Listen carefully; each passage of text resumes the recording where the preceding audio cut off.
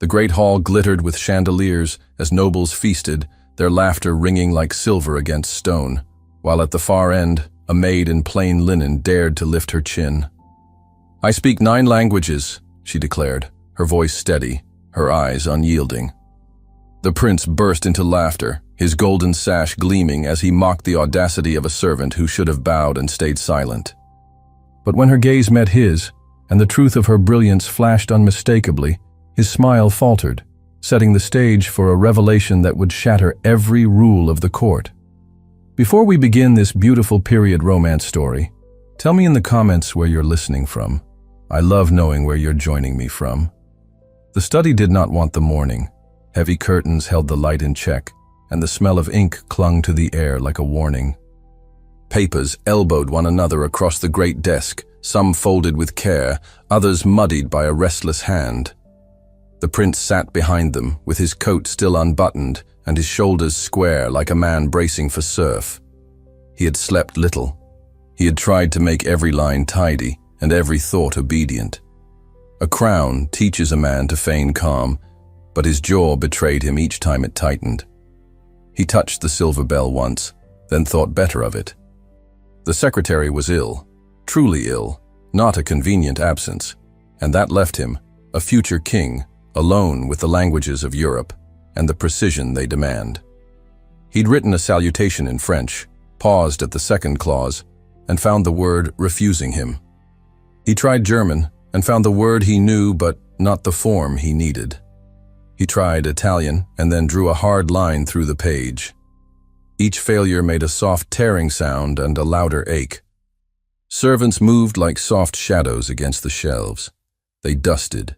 They set a tray down and left it untouched. No one spoke to him. No one would. He had the look that warned away pity. He gathered a new sheet, steadied it, and lifted his pen.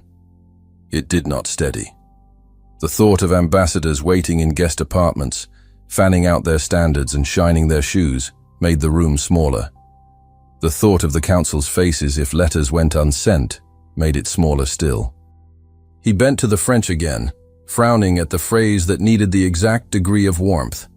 Not too friendly, not too cold. A word to hold peace inside it. He put down agreeer, and then, doubting the arrangement, crossed it out. Ink pooled. He watched it soak the paper and creep toward the margin. He put the pen aside and flexed his fingers as if the answer hid in the knuckles. From the carpeted silence came the smallest sound. A feather brush meeting wood, a careful hand adjusting a curtain edge. The maid at the far shelves had been in the study for a quarter hour. He realized it only because she had not created any trouble for him, and therefore had not been noticed at all. She moved without the clumsiness of the young or the punishment of the old. Her cap was neat, the simple dress scrubbed clean, her posture without apology. He would not have remembered her face if asked. He could not now decide why he had noticed it. He returned to the page. If the letters did not go before noon, the palace would be behind the rhythm a kingdom kept when it needed friends. The rain last night had left damp in the corridors and a cold smell in the chimneys. He felt it in his wrists. He reached again for the pen, found his hand wanting, and forced it anyway. Pride rode his spine like armor. Pride is not always vice. Sometimes it is threshold.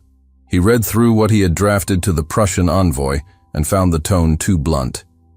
He softened it, then saw it become weak. He set his jaw. He could imagine exactly what the secretary would say, no, what the old man would do, lean in and lower his voice and suggest a single verb that left no offense behind it. It was not a marvel to select the right verb. It should not be a marvel. The prince rubbed his brow until the room blurred, and when he blinked it clear again, a drop of ink had fallen to the blotter instead of the paper. Stupid. He wiped it with a square of clean linen, then left the stained cloth where it fell. Footsteps crossed the corridor and passed the door. He ignored them. The silence after sounded too loud. He gathered a second sheet, blank as a dare, and felt the day lean on him with the casual weight of expectation. He fixed his gaze on the space 3 inches above the paper, where the next word would be, and waited for it to appear of its own accord. Nothing. He lowered his eyes. A shadow shifted at the edge of his sight. The maid moved another book, set it straight, and stood perfectly still as one does when deciding whether to speak. He did not look up. He did not welcome interruptions. He did not welcome help. The pen scratched, paused, scratched again. A line broke in the middle. He turned the point in his fingers and tested its bite. The secretary always sharpened his quills to a softness that floated, not dragged. He should have sent for the steward. He should have swallowed all that pride and sent. But to send would be to admit that the prince could not manage a simple letter without his nurse. He breathed deeply once, twice. The air tasted of paper dust and brass. "Your Highness." The voice was quiet enough to be decorous and firm enough to be heard. He looked up without hiding his irritation and found the maid not where she had been, but 2 paces closer to the desk. Her hands joined, her eyes steady in a way that made him aware of his own. "This is important," she said, stopping short of any presumption. "If the letters must go today." He lifted a hand, and the words stopped in her throat. "I am aware of what must go today," he said, too sharp, then softened it. "I am aware." She took a breath. He watched the breath. Behind her, the window hinted at winter light. He had never seen that color on her face before, because he had never looked long enough to tell any faces apart below a certain rank.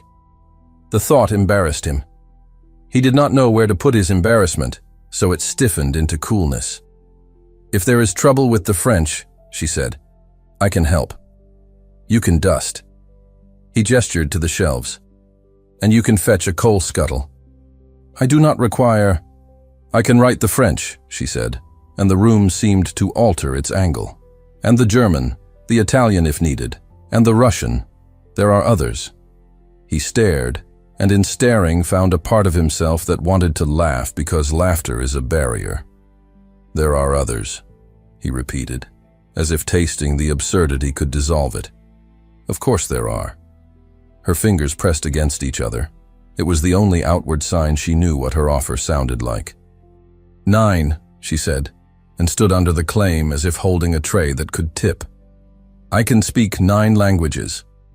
The laugh broke from him genuinely then, not cruel, but quick and startled and intimate with disbelief. It came from the hollow the morning had scraped in him. He shook his head, and a lock of hair fell across his brow, and he did not push it back. 9, he said. "Impossible." "No," she said. "Not impossible." He set the pen down with care. An impulse rose to dress her down for impertinence, to remind her of the shape of the world and her place in it. The impulse collapsed as soon as he felt it, seemed petty even to himself. He looked instead for a seam in the moment where he could close this without crushing her. He found nothing. He had the tired, stubborn certainty of a man who has run out of elegant solutions. "How many letters?" she asked, eyes straight on his. Her voice was not the voice of a child reciting. It had weight. "How many before noon?" He told himself to end it, to dismiss her kindly, to return to the paper and wrestle it until it yielded. His pride and his duty wrestled in his chest with no judge to separate them. She took one small step closer to the desk. "If you dictate," she said, "I can shape it. If you show me the topic, I can place the courtesies properly.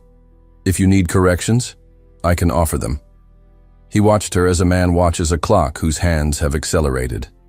He did not know this maid. He did not know her past. He did not know what use she could be beyond the claims she had dared. He did know that his hand had trembled, and his mind had failed, and his temper had frayed. He did know that the paper was still blank.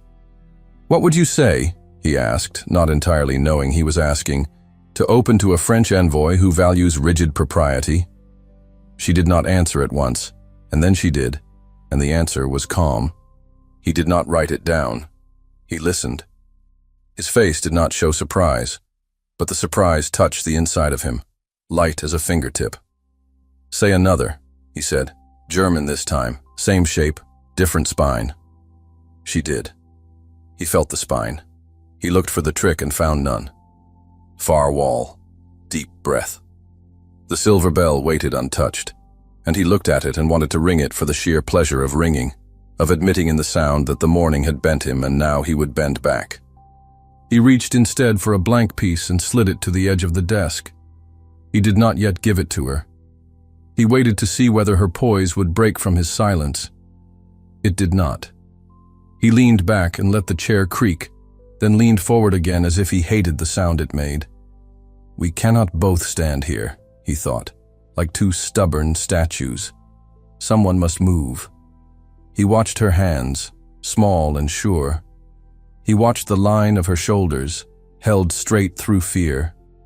He felt the curious, dangerous warmth of respect. He picked up the pen. 9, he said under his breath. A private challenge. Prove 8. 7 would save you time, she said, and he almost smiled, though nothing in this was a joke. His gaze fell to the unopened letters, to the mottled blotter, to the shimmer of drying ink on his fingers. He thought of the evening before when he'd spoken to a duchess whose words concealed a trap and had stepped over it without noticing. Later he'd been told the step had been lucky. He did not feel lucky now. He felt something else. Come here, he said. She came. He placed the French draft where she could see it, not in her hand, on the desk, between them, like a test. There, he said. Fix what is wrong. She looked quickly, as if the eye had its own tongue with which to taste error. This verb is fine, she said, but the order needs grace. She offered a version. He nodded before he could stop himself. She did not gloat. She moved to the next point. This phrase is cordial, but too familiar. With the title you use here, better to, she suggested. He hesitated and then nodded again. She returned the page to exactly the place where it had been. If you prefer, I can write as you speak. He picked up the pen and looked at his hand holding it. He did not recognize the hand for a moment. He let the pen rest. Speak, he said, and the word came out softer than he intended. Her face altered in that small way the face does when a thought is allowed to pass. She did not smile, but the idea of a smile grazed the corner of her mouth. She began to outline the letter, the bones first, then the muscle, then the skin. She spoke French with the even warmth that never tripped, German with the measured gravity that did not sink, Italian like sunlight arranged into sentences. Each was formal without being stiff. Each placed him where he needed to stand. He felt the ground under him grow firmer with each version.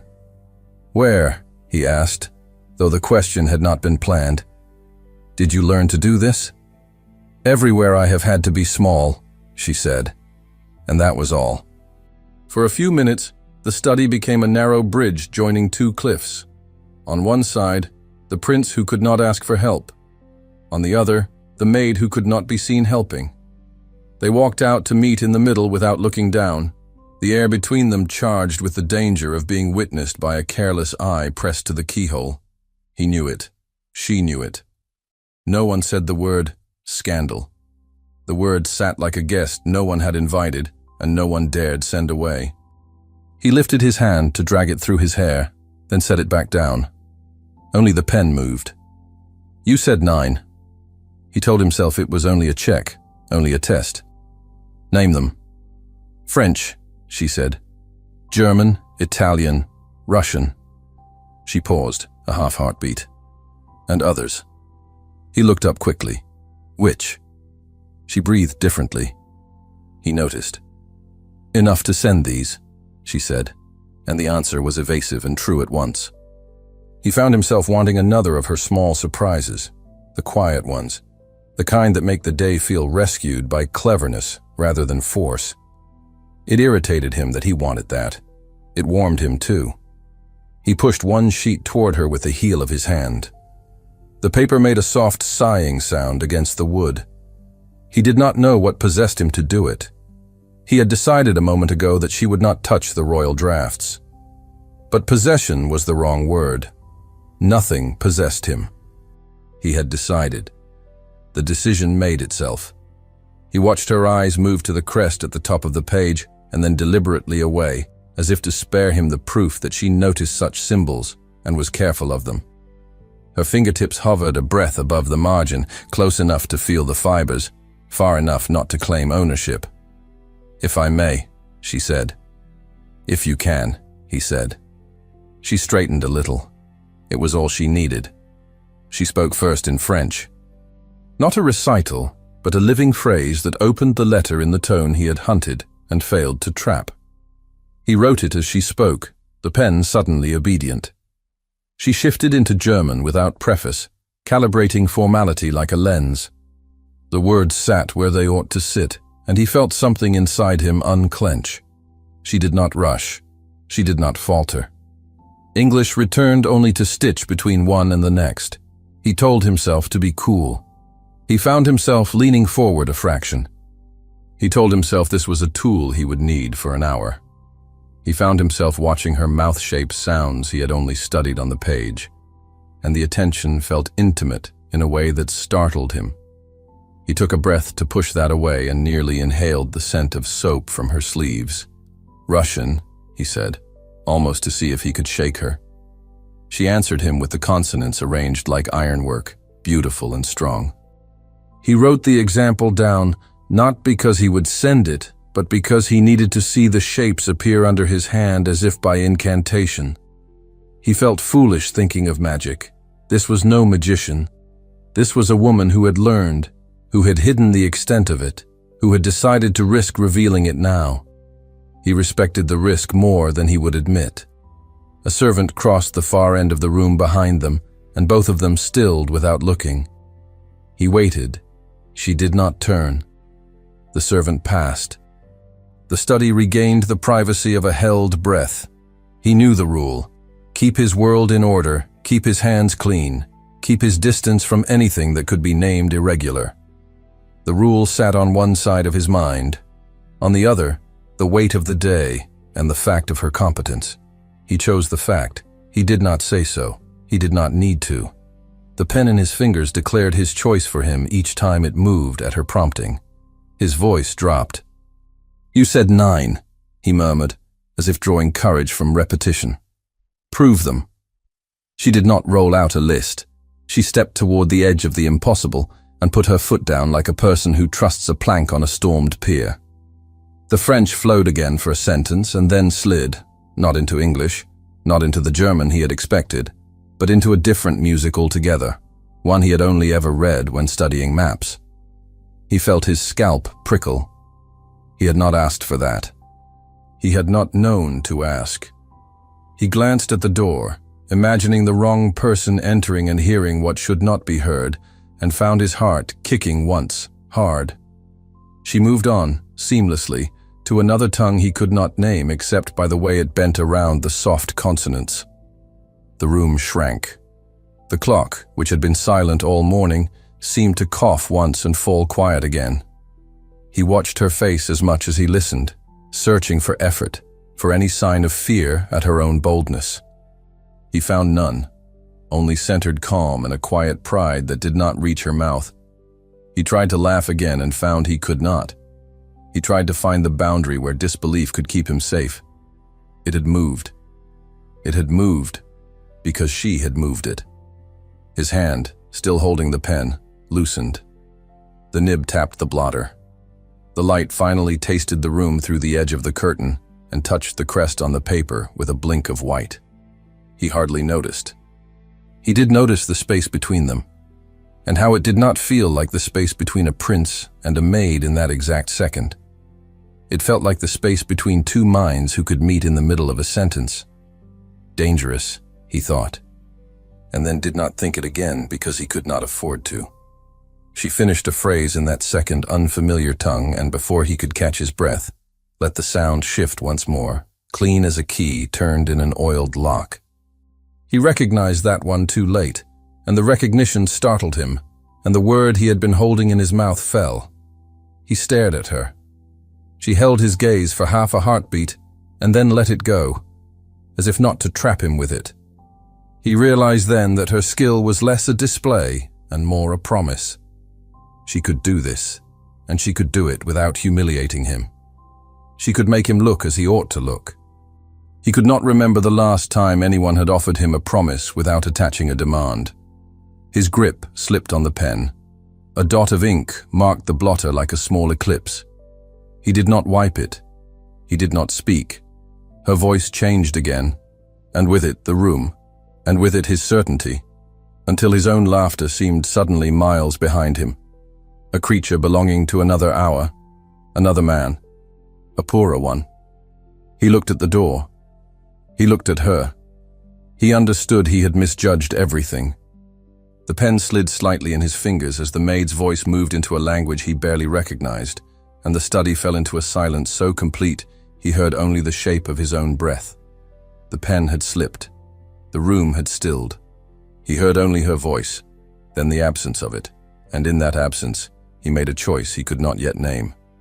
He gestured once to the far stack of drafts, then to the narrow table beside the window. "Bring me the German," he said, as if the command belonged to every morning of his life. "The draft to the minister." She crossed the carpet without hesitation. Her skirt brushed the leg of a chair and made a small, whispering sound. She returned with the sheet he meant, the one he had tried and abandoned. He did not hand it to her. He set it down on the desk between them, his finger firm on the margin. "Read," he said, quietly. She obeyed. Her gaze ran down the lines, and he watched her eyes move the way one watches a blade being inspected for nicks. She did not stumble on the grammar. She did not pause at the nested clause that had caught him. She reached the end and lifted her head. He kept his posture indifferent. "Corrections?" "The address can remain," she said, her voice neutral. "But the second sentence must not use that verb in this form. It will sound like a command, not an entreaty. Also, the honorific is misapplied.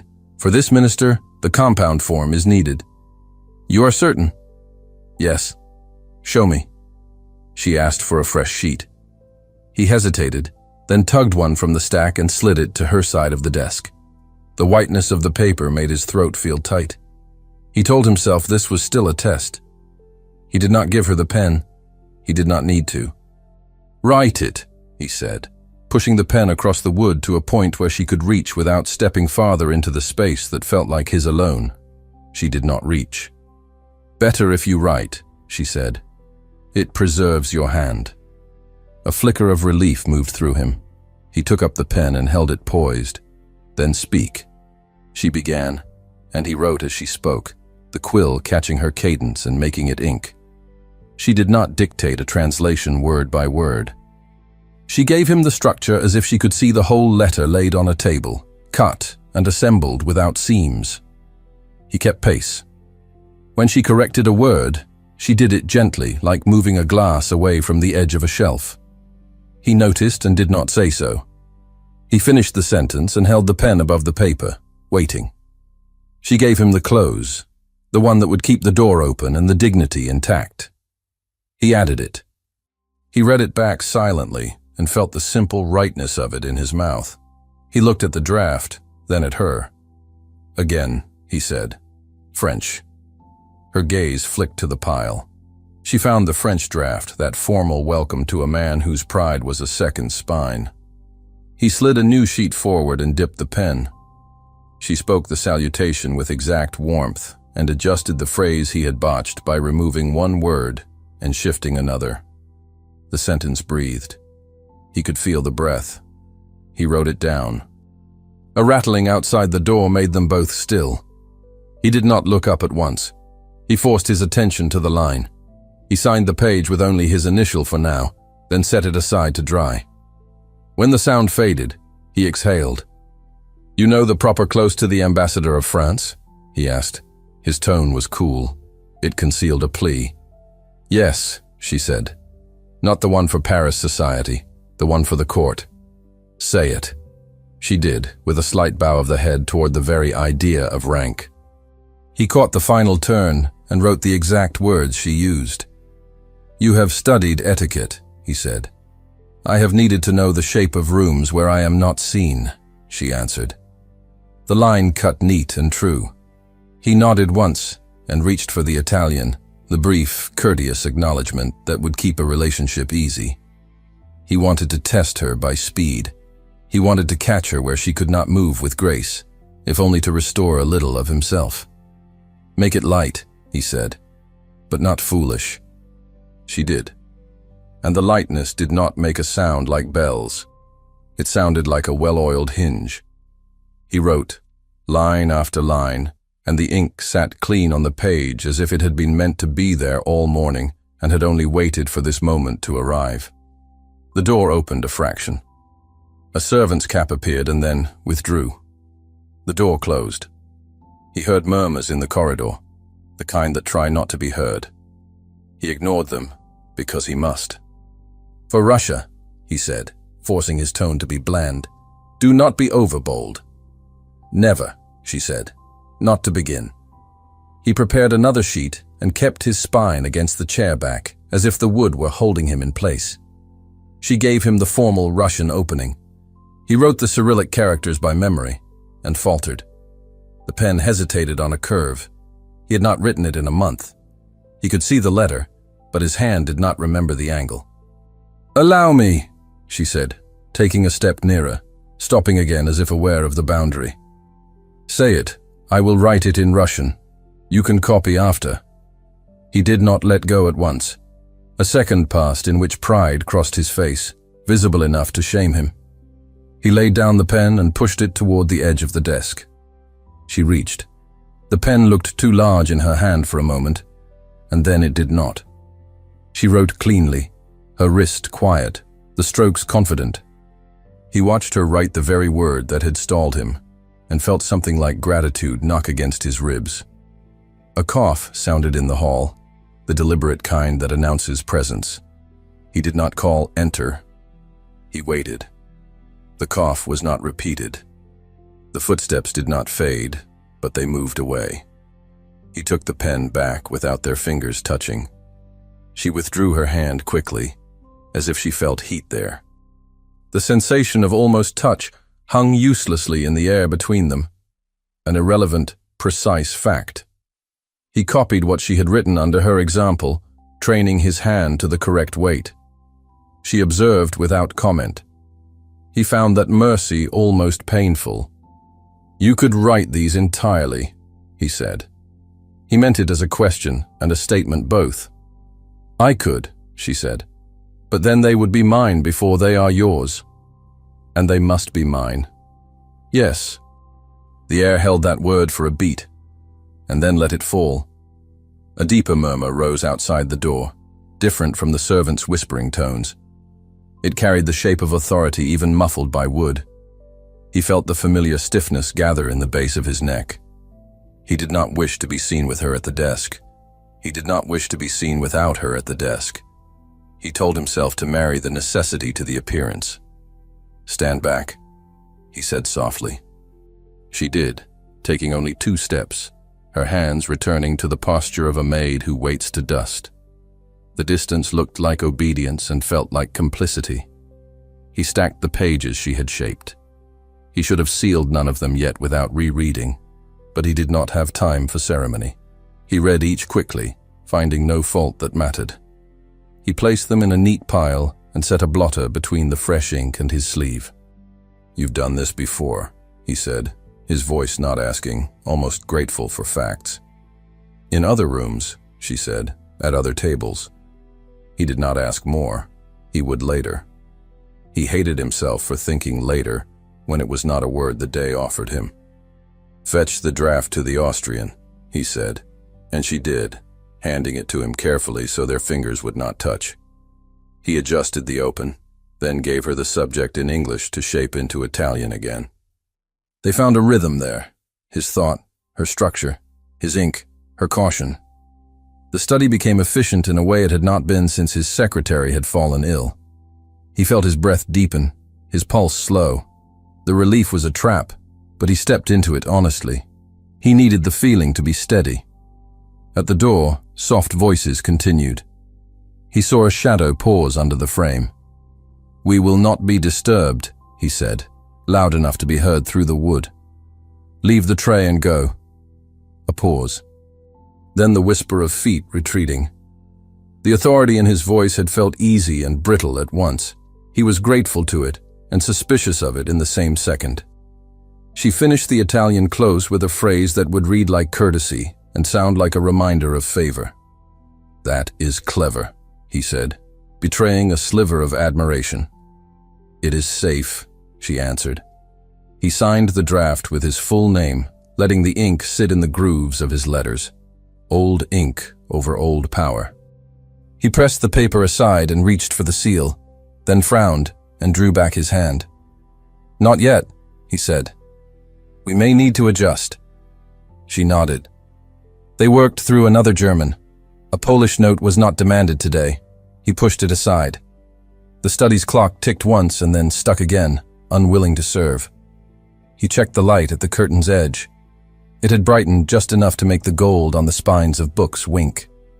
The day was moving faster than he could ask it to slow. "Your hand," she said when he finished a line too fast and made the ink catch. "Loosen at the end. The sweep becomes harsh if you tighten." He almost laughed at the absurd intimacy of a maid instructing a prince on the looseness of his hand. "You observe everything," he said. "I have to." "And what do you observe now?" "That the words are correct," she said. "And the time is wrong." He lifted his head. The clock confirmed it. He did not swear. He wanted to. A shadow passed the glass at the high part of the door. Not a servant, then. A moment later, a knock came, firm and brief. He and the maid exchanged a glance that existed and vanished in the same breath. "Enter," he said. The door opened.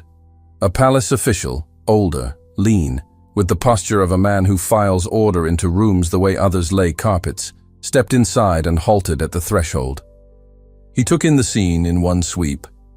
The prince at his desk, the papers aligned and unsealed, the maid standing not at the shelves but within a step of power. "Your Highness," the man said with a bow that was perfect and cool. His eyes rested not rudely on the perimeter of the desk. "I was told to deliver the morning report on household readiness." "You have delivered it," the prince said. "Leave it on the table." The man obeyed, setting a slim ledger on the side table. His face showed nothing, but his presence felt like a finger laid on a bruise. He held for a heartbeat longer than needed, as if listening. He stepped back. He bowed. He left. The door closed with a soft click that sounded, to the prince, like the end of a promise he had not made. "They saw," the maid said, almost dare say, almost regret. "They saw a maid in a study," he answered. "They saw nothing if I decide they saw nothing." Her chin lifted a fraction. "Decide it then." He returned to the drafts because anything else would be a kind of yield. He pushed an Italian aside, took another French. She watched him, then began again to give him the exact phrasing that bridged respect without surrender. The phrases fell onto the paper with the right weight. She adjusted when he tightened. He adjusted when she held too careful a distance. It had become a dance without music. He did not think that. He could see it anyway. Outside the door, footsteps again. Then silence. Then a quicker step that did not belong to a servant who knew how to walk softly. The knock came swift. He reacted without opening his mouth, his eyes cutting to the maid. She moved back a pace, folded her hands, assumed a stillness that made her presence unremarkable if one wished it so. "Enter," he said, making the word flatter than he felt. A messenger came in at a half-run, then checked himself and bowed with speed. His coat was damp. The morning fog had left its fingerprints on his sleeves. His breath showed faintly in the cold of the corridor behind him. "Speak," the prince said, standing. The messenger straightened and held his cap with both hands. "Your Highness," the man said, "several ambassadors have reached the city at first light. The carriages were seen at the south gate. They request acknowledgement upon arrival to their quarters." He swallowed, choosing the next sentence with care. "It is expected that letters of welcome should be received by evening. They will wait on your words before they make their calls." Evening. The word landed like a stone on the table and rolled. The prince placed a hand on the back of his chair to steady it, then took it away, as if even that could be read as weakness. "Who has arrived?" he asked. "The French envoy's staff," the messenger said. "Also the minister from the German states and a secretary from the Italian mission. Others are due by noon, but these have come ahead. How many letters must be prepared before they dine? At least 4 today, Your Highness, to be proper. More if others arrive before sunset." "Very well." He dismissed the messenger with a nod. "Tell the stewards to keep their attention on the guest corridors. See that none wait long for fire." The messenger bowed and withdrew. The door closed. The sound echoed too long. Silence filled its place. He did not break it at once. He stared at the drafts that lay like pale skins on his desk. The pile looked taller than it had a moment earlier. The room seemed to tilt. She did not speak. Her patience stood beside him like a second pair of shoulders. He felt it without needing to see her face. He could see her hand, though, steady where it rested light on the edge of the desk, ink stain darkening one fingertip. It was the only mark she wore of the work. "Evening," he said, almost to himself. "Today." She nodded. He looked at the French letter they had begun. He looked at the German correction. He thought of the Italian civility, the Russian caution. He thought of his own hand cramping by mid-afternoon, of every misstep magnified by 100 eyes, of a late letter traveling faster than rumor and failing to beat it. "Can you remain?" he asked, too blunt, too stripped of rank, then found the tone again. "Can you remain in the study until these are done?" "If you ask," she said. He looked at the door. He looked at the stack.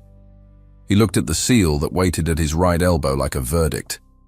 He did not trust himself to speak admiration. He did not trust himself to speak fear. He took a breath that felt like swallowing river water and lifted his hand toward the papers, as if he could push them back with the gesture. The whisper of voices outside crept under the door and died. He felt the study hold its breath with him. He looked from the mountain of drafts to the calm steadiness of her ink-dark hand, and knew with a jolt that felt like defeat and relief together that she was his only chance. He did not say the words, "I need you." He lifted the top sheet instead and set it on the blotter like a gauntlet. "Begin," he said, and the syllable steadied him. She moved to the edge of the desk with the quiet certainty of someone stepping into a known pattern. The quill lay between them like the narrow bridge of trust they had agreed to cross. He dipped it, tapped off the excess, and nodded once. "For the French," he said, his voice low, "a welcome that speaks to dignity and to—" He searched the far wall a second. "Continuity." She gave him the spine of the sentence, then the proper ornaments, her cadence unhurried. He followed, translating her breath into ink. When she offered 2 endings, one more ceremonious than the other, he selected the one that would place him on even ground without kneeling. They tried the German. She cut a clause and replaced it with a construction that carried the same weight without the clumsy edge he had left in his first attempt. He saw the improvement in the space it created. "You make a kind of music of it," he said, surprising himself. "The courtiers call it a tone," she answered. "Music is truer." He dipped the quill again. The quill scratched, a sound like a train of thought. He found himself, absurdly, wanting the scratching to continue forever if it meant the room would keep this fragile order. At the sideboard, the sealing wax waited, already softened near the low fire. He had tested it earlier, pressing his ring's face into a drop to make sure the impression would hold cleanly. An accident of impatience had touched the corner of a blank sheet near the crest. The impression lay there now, a partial mark like a fingerprint, proof of his hand where it should not be. He would cut that corner later or burn the page entirely. He told himself that and let the thought move aside. He rotated his shoulder to ease the ache that came with holding authority too tightly. "Italian," he said. "Keep it cordial. He knows we need him. Do not let him think we cannot breathe without him." "He already thinks it," she said. "But we can make him enjoy thinking it." She shaped a sentence that read like a compliment and functioned like a leash. He wrote, aware of how much he was beginning to lean on that quiet mind, aware too of the risk of leaning this way where walls hear and people invent. A knock touched the door lightly, the kind meant to test if anyone is listening. He paused with the nib poised above the page. He did not want the sound to pull his attention out of the line he had just begun. He finished the clause first, then called, "Not now," as if the delay were a routine offense. The knock did not return. He laid the pen down and flexed his fingers. Her gaze dropped to his hand, then away again, a brief attention that felt like the touch of a cloth on a bruise. "Your hand will not thank you by evening," she said. "My hand has never thanked me," he replied. "It obeys." He picked up the quill again before the honesty of the reply could give them both too much to think about. She did not smile. She did not need to. There was a slight ease in her shoulders. They adjusted a Russian sentence that insisted on a specific term of respect he had nearly missed. She corrected him without humiliating him, and he felt a strange relief that prickled at the back of his neck. He wrote the Cyrillic carefully, and did not look at her while he did it. "You are saving me," he said, too quietly for pride to object. "I am saving the letters," she said. "They belong to the crown." He let the phrasing stand as a courtesy not to her but to his own standing. The study settled into a rhythm that carried its own kind of intimacy. He spoke, she weighed, he wrote, she intervened only where necessary. When he reached for the blotting sand, she passed the dish before he asked. When she reached to adjust a page that had crept under his sleeve, he moved his arm in the last inch before they could touch. Each near contact sounded like glass singing. Neither remarked on it. Both noticed. The little fire clicked and sighed. A coal settled.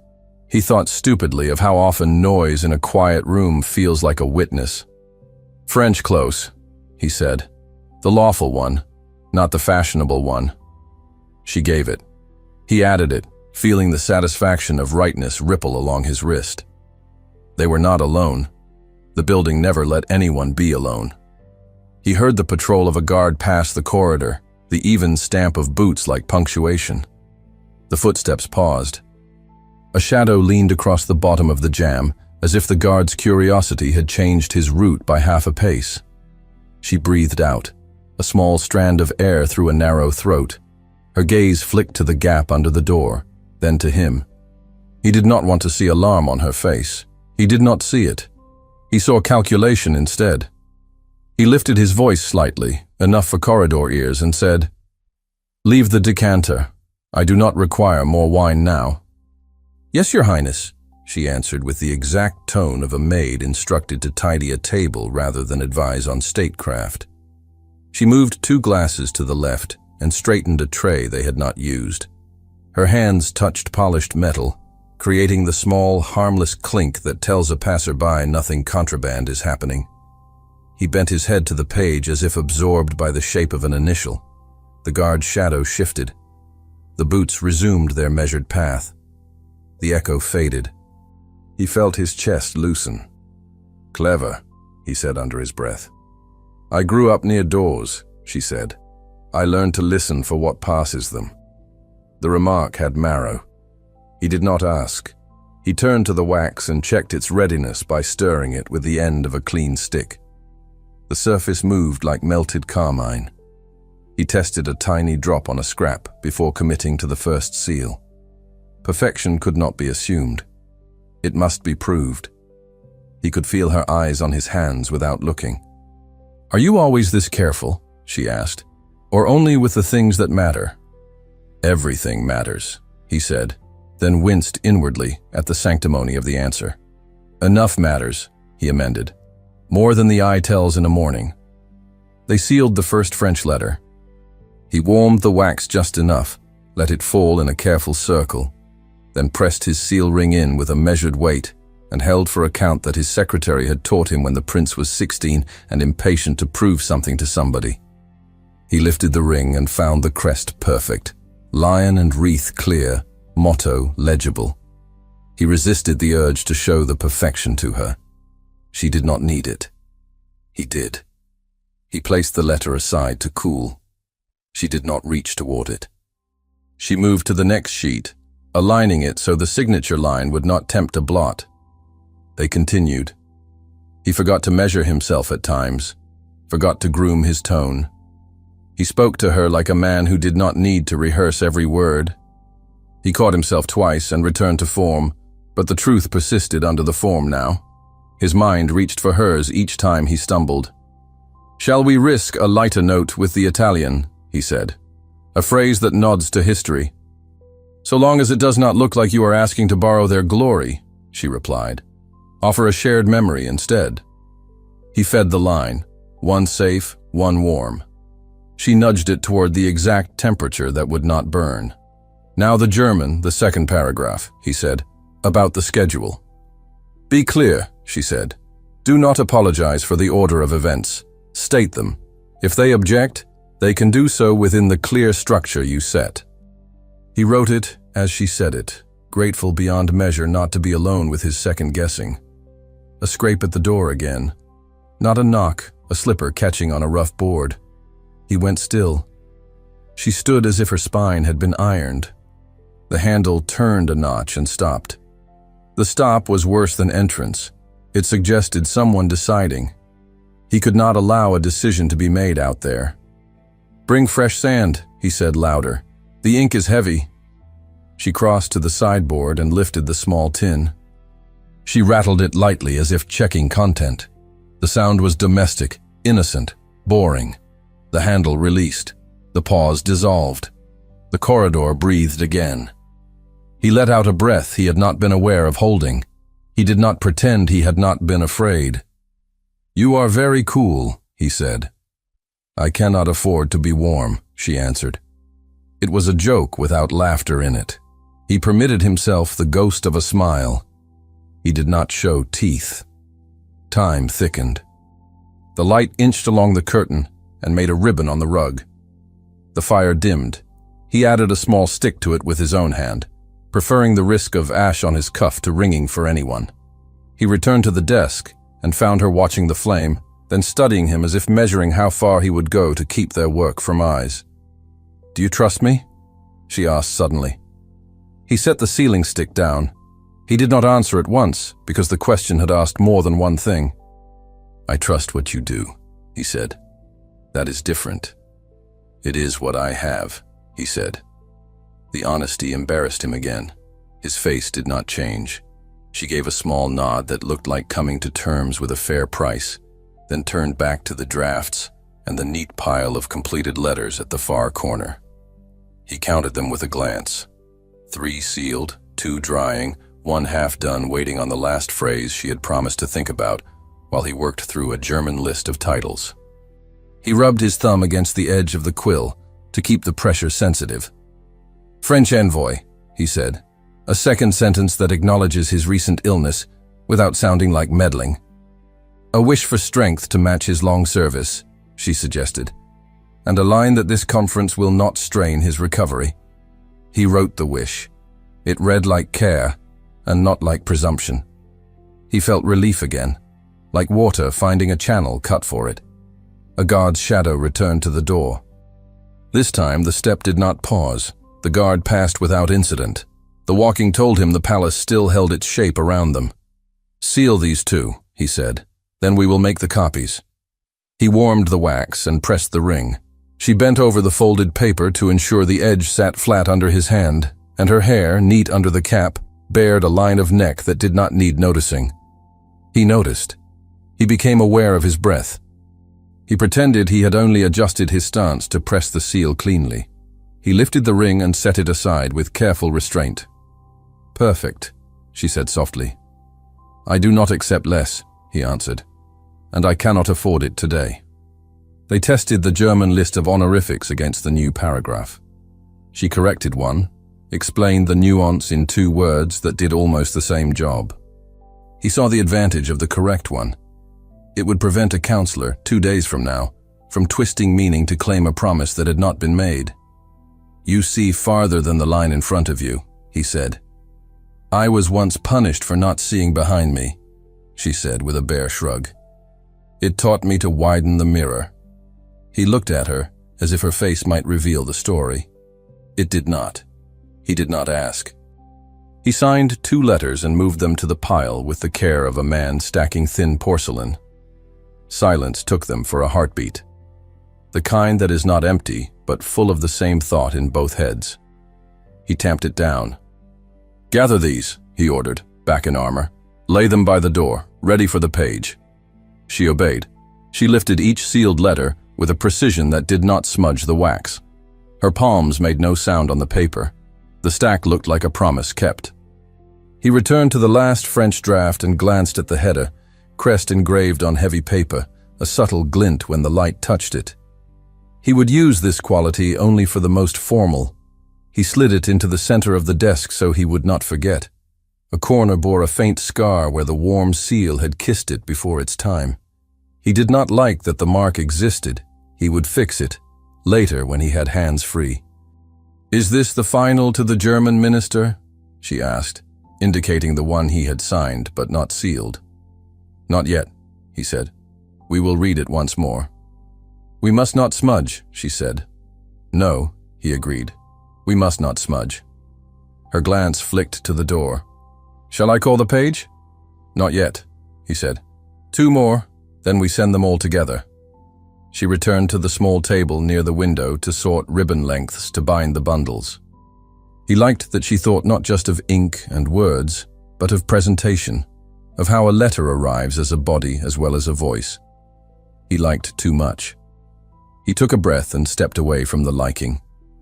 "Give me the Italian close once more," he said. She did, and he wrote it quickly before the memory could fade. A footfall thudded outside, heavier, then faded. The palace shifted around them, the way a sleeping creature shifts under a blanket. He wanted to be done. He wanted to linger. "Now," he said at last, sifting the stack with the practiced motion of a man who must pretend he was always competent. "Gather them." She moved with purpose. She brought the finished letters back to the desk to align the edges. She set them in a neat bundle on the left. As she did, her sleeve brushed the far corner of the blotter. He pulled the pen back out of instinct. She murmured an apology that was not shame, but precision. He shook his head, dismissing it, his eyes already on the next sheet. The moment was small, trivial, the kind of moment that fills hours in a palace and leaves no trace. It would not have mattered except that the far corner of the blotter hid the crested, incomplete draft, the one with the partial seal mark like a wound. When her sleeve brushed it, the draft slid a finger's width into the shadow under the stack. When she lifted the cooled letters, her hands scraped the desk lightly and gathered not only the finished work, but the sheet beneath. He did not see it. He was cutting a ribbon with his pocket blade, too big a blade for the delicate task, and trying not to shred the silk. "Take them to the door," he said. "I will ring." She lifted the bundle. It was heavier than she expected. She adjusted her grip and felt the slight rasp of an extra sheet's rougher edge among the smoother folded letters. She thought it was the German copy paper and did not check. She moved to the door, each step careful, because one drop could crush all this. He set the blade aside and reached for the test page with the partial seal, the one he meant to destroy before anyone could mistake it for authority. His fingers met only the blotter's worn felt. He frowned, slid the blotter back, found nothing. "Where is the crested draft?" he asked, more to the room than to her. She turned her head at the door, the bundle balanced in her arms. "Which one?" "The incomplete. The one with—" He looked at the desk for the smear of wax he had noticed. A faint red smudge darkened the polished wood near the edge. His stomach dropped in a way that had nothing to do with hunger. The smudge drew his eye to the stack she held. He moved around the desk too fast and checked himself so his urgency would not call attention. "Bring them back," he said, calmer than he felt.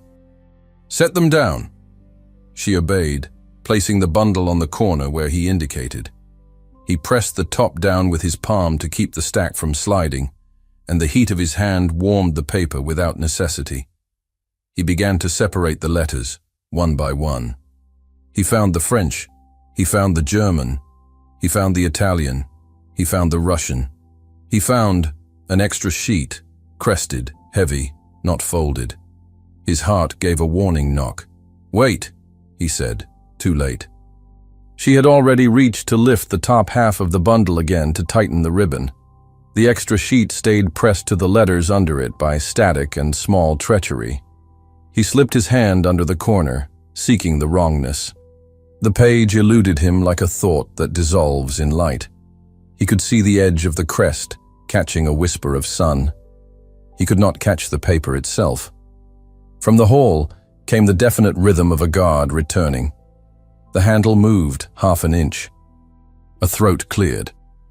If he delayed the sending at the door now, he would invite attention he could not afford. If he let the bundle go without checking, he would send out into the palace, into a corridor full of eyes, a draft that bore his mark without his words. He measured the danger and found no safe number. "Go," he said at last, the decision cutting him. "Go before the corridor fills." She lifted the bundle.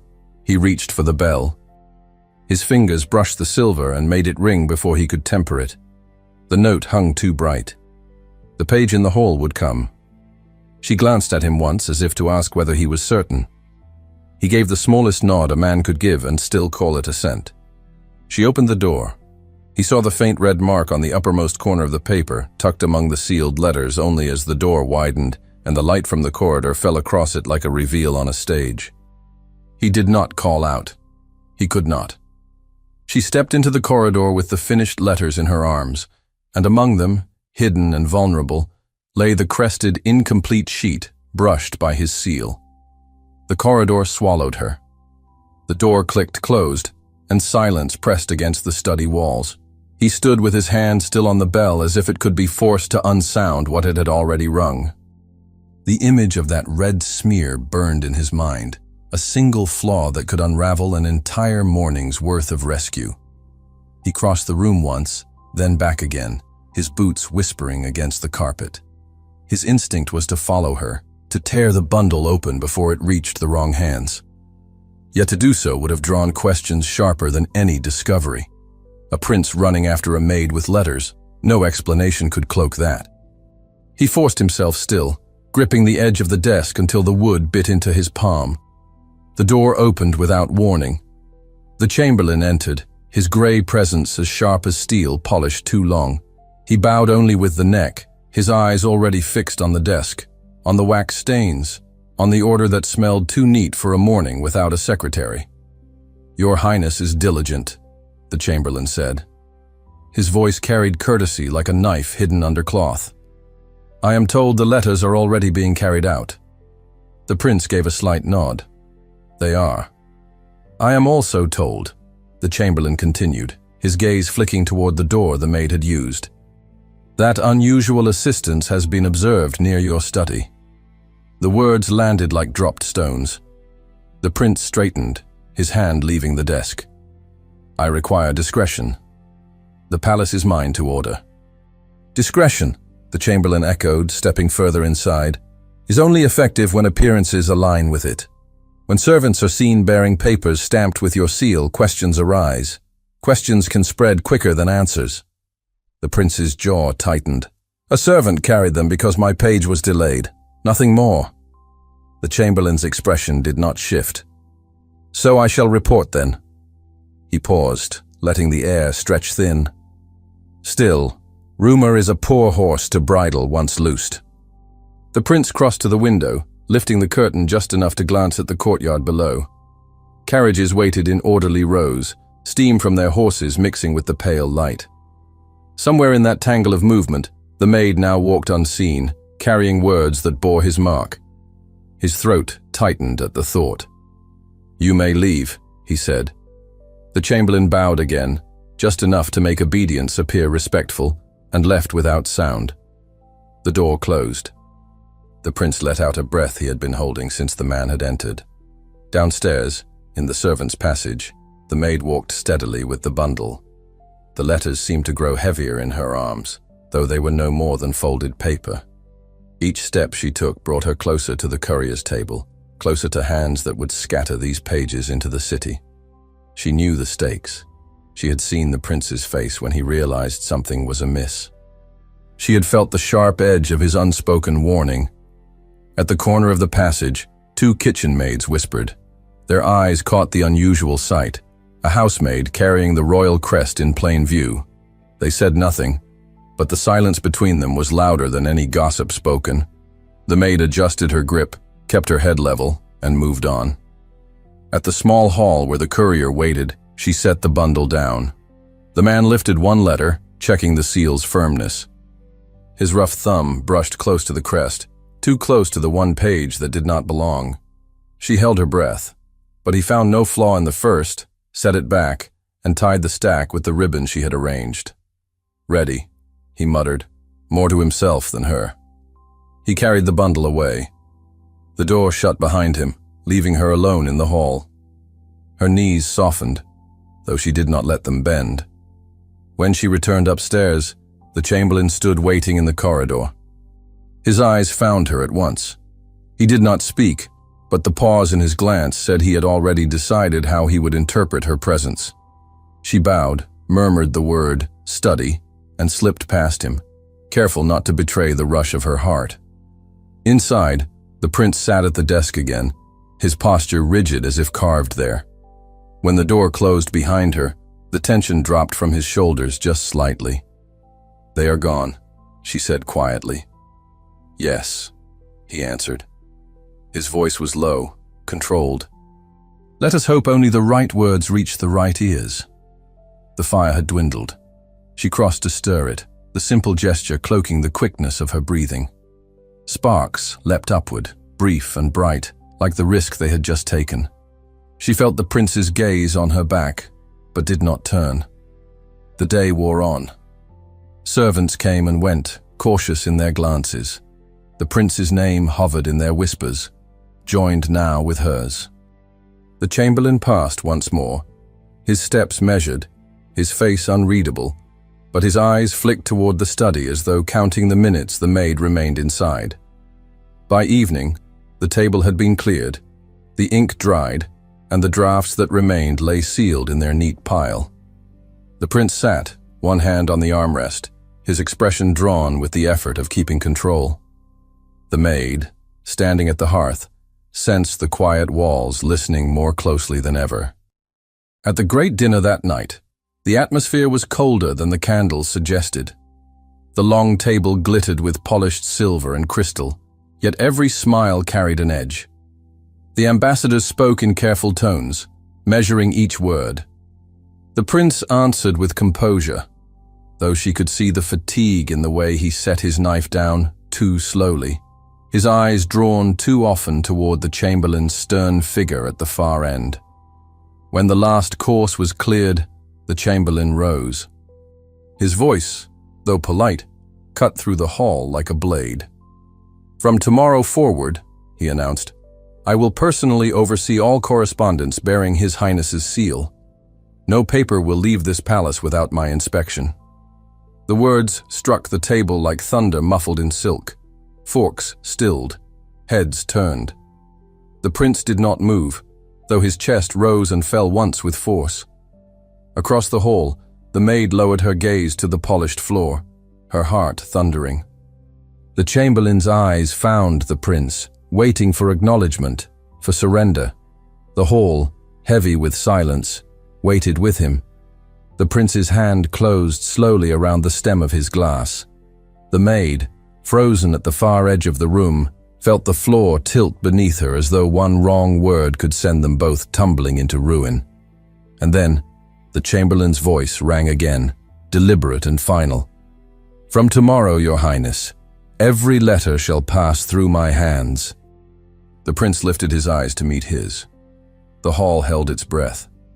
The maid's pulse hammered, knowing this decree threatened to uncover everything. The prince did not answer. Not yet. The chandeliers burned hot above the gathering, their crystal arms scattering fragments of light onto polished silver and glass.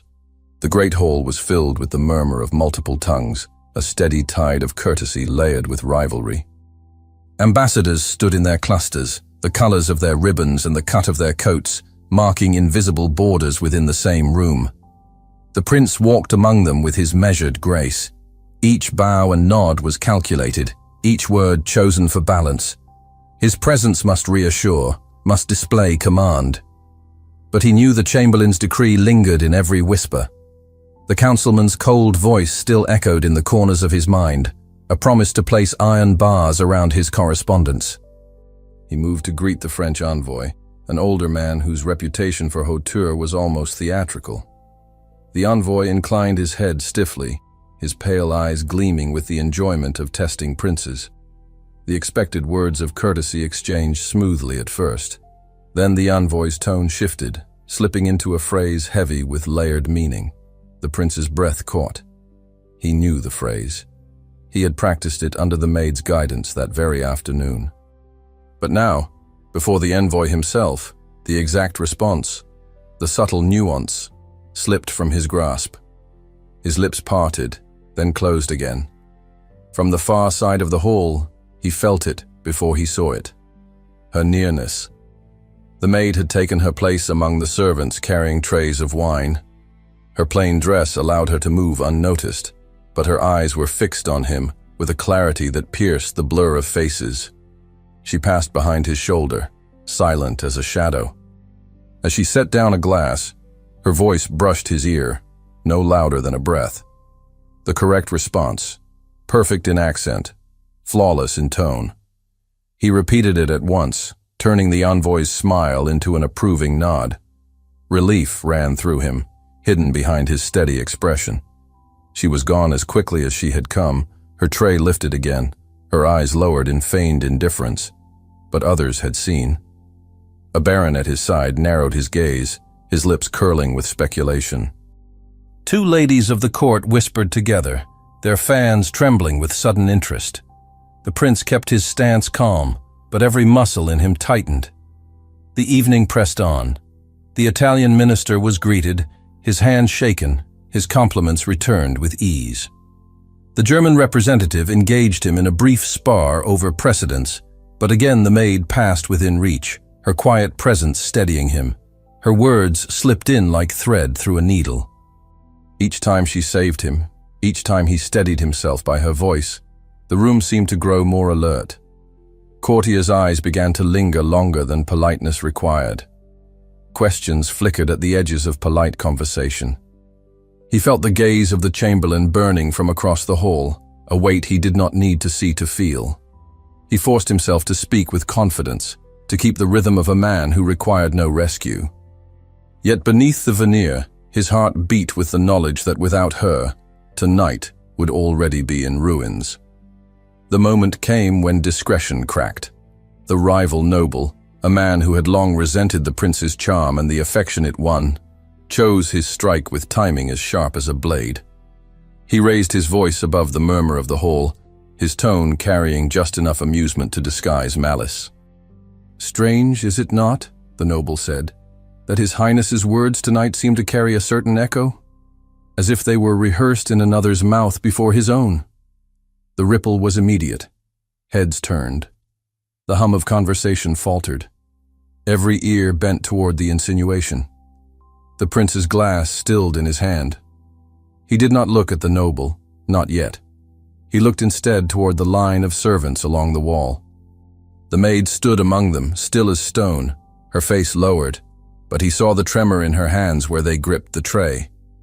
The noble let the silence grow heavy before adding, louder now. A curious thing, to find learning in so low a place. His eyes darted toward the maid, deliberately, his smile cruel. Perhaps the prince receives his schooling from quarters none of us expected. The room froze. Fans lowered. Forks halted. Ambassadors glanced at one another, some intrigued, others offended, all hungry for scandal. The prince's head lifted. His eyes locked on the nobles, his jaw set, his entire posture commanding silence. Yet no words came. Not yet. Because he knew that anything he said might either save or ruin them both. The maid stood motionless, her tray heavy in her grip. the weight of 100 eyes pressing against her. Her pulse hammered so loud she feared the court could hear it. She could not move, could not breathe, could only wait for his choice. The chamberlain's lips curved in the faintest line of triumph. He had not spoken, but the decree announced at dinner now sharpened into an unspoken accusation. Every soul in the great hall waited. The chandeliers flickered with the tremble of their own heat. The room seemed to lean forward, ready to devour whatever answer came. And the prince still had not spoken. He set the glass down. The silence roared. The maid felt her knees weaken, and the noble's smirk widened, certain that his arrow had struck. All eyes turned to the prince. The prince inhaled slowly, preparing to speak, while the maid's heart pounded with dread of the words that might condemn her. But before his lips parted, the chamberlain took one deliberate step forward. The hall held its breath. The moment had come, and every gaze fixed upon the prince and the maid, bound together in suspicion. The noble's smirk lingered in the air like smoke after a torch, but the chamberlain's step forward pulled every gaze to him. He did not need to speak. The gesture alone carried judgment. It was enough to plant suspicion firmly where he wanted it. The prince raised his glass again, slow and deliberate, as though nothing had been said. He touched the rim to his lips, swallowed, and set it down with a sound just loud enough to break the silence. "A pity," he said at last, his voice even, "that some mistake eloquence for echo. A prince is not schooled, he commands." It silenced the hall for a moment, but the words were brittle armor. He knew it. So did she. The dinner moved on, course by course, but the air had shifted. Conversations that resumed were edged with curiosity, with laughter too quick, with glances that lingered too long on the prince, and then, discreetly, on the maid. She kept her face bowed as she carried trays, yet her every step felt weighed down by unseen hands pulling her lower. When the final toast had been drunk and the nobles filed out, the prince left without waiting for ceremony. His stride was measured, but tension pulled at his shoulders. Behind him, the chamberlain's gaze followed like a tether. In the servants' hall, she set down her tray and steadied herself against the wall. The laughter from above filtered faintly down through the beams, each note sharper than the last. She had known it was dangerous to stand so close, to let her knowledge serve him where others might see. But danger, once imagined, had become real tonight. Her hands trembled. She clasped them tight and whispered to herself, "You must not fall now." Later, in the dim corridor near the study, the prince found her waiting. His face was taut, stripped of princely ease, and the sight of him tightened the air between them. "You should not be here," she said. "You think I can leave you alone with this storm?" His voice was low, meant for her ears alone. "You cannot stop it," she answered. "Already they whisper. Already they wonder. If I remain near you, I will only confirm what they hunger to believe." He stepped closer, close enough that the candlelight carved the lines of fatigue under his eyes. "And if you vanish, then they will know. Absence is louder than rumor." Her chest ached at the truth of it, yet her pride pushed back. "Better they think I am no one than know I am someone." She faltered over the last word, knowing what she could not say. He searched her face as though her resolve were a locked door. His hand rose, stopped just before it might have touched her sleeve, then fell. "Do not leave me to fight blind." She drew a breath that felt like surrender. "And what will you fight with? My knowledge or me?" He did not answer. He could not, without breaking the silence that still protected them. Before either could speak again, the sound of deliberate steps filled the corridor. Both stiffened. The chamberlain emerged from the shadows, his expression carved from stone. He bowed with exactitude to the prince, then let his eyes rest coldly on the maid. "Your Highness," he said, "the council advises vigilance. Appearances must be guarded with more care than ever." His pause was sharp as a blade. "Every presence near you must now be weighed for consequence." The prince's reply was clipped. "I am capable of weighing." "Then you will understand," the chamberlain said, his tone a warning dressed as courtesy. "Why the servants must be ordered with stricter hand. Some places, some tasks, are not for them to touch." The prince's jaw locked. "I decide what is mine to order." The chamberlain inclined his head, but the satisfaction in his eyes betrayed him. "As you say, Your Highness, but the court will decide what it sees." When he turned and left, the silence that remained was worse than his words. The maid closed her eyes for a moment, steadying herself. "He is right," she whispered. "If I remain, it will ruin you. And if you go—" His voice broke its mask, a crack she had never heard before. "If you go, it will ruin me differently." Her throat tightened. She turned from him, walking swiftly down the corridor, before courage could betray her heart.